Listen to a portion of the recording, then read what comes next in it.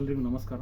ನಾನು ನಿತಿನ್ ರಾವ್, ಹಿರಿಯ ಸಿವಿಲ್ ನ್ಯಾಯಾಧೀಶ ಹಾಗೂ ಸದಸ್ಯ ಕಾರ್ಯದರ್ಶಿ, ಜಿಲ್ಲಾ ಕಾನೂನು ಸೇವೆಗಳ ಪ್ರಾಧಿಕಾರ, ಉಡುಪಿ.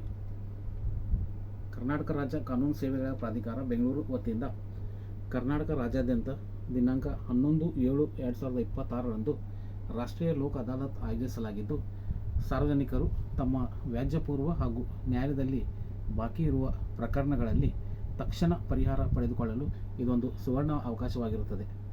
ವ್ಯಾಜ್ಯಪೂರ್ವ ಪ್ರಕರಣಗಳೆಂದರೆ ಚೆಕ್ ಅಮಾನ್ಯದ ಪ್ರಕರಣಗಳು, ಬ್ಯಾಂಕ್ ಸಾಲ ವಸೂಲಾತಿ ಪ್ರಕರಣಗಳು, ಉದ್ಯೋಗದಲ್ಲಿ ಪುನಃ ಸ್ಥಾಪಿಸಲ್ಪಡುವ ಪ್ರಕರಣಗಳು, ವಿದ್ಯುತ್ ಹಾಗೂ ನೀರಿನ ಶುಲ್ಕಗಳ ಇತರೆ ಪ್ರಕರಣಗಳು, ಅಪರಾಧಿಕ ಪ್ರಕರಣಗಳು, ವೈವಾಹಿಕ ಪ್ರಕರಣಗಳು ಮತ್ತು ಇತರೆ ಸಿವಿಲ್ ಪ್ರಕರಣಗಳು ಇತ್ಯಾದಿ.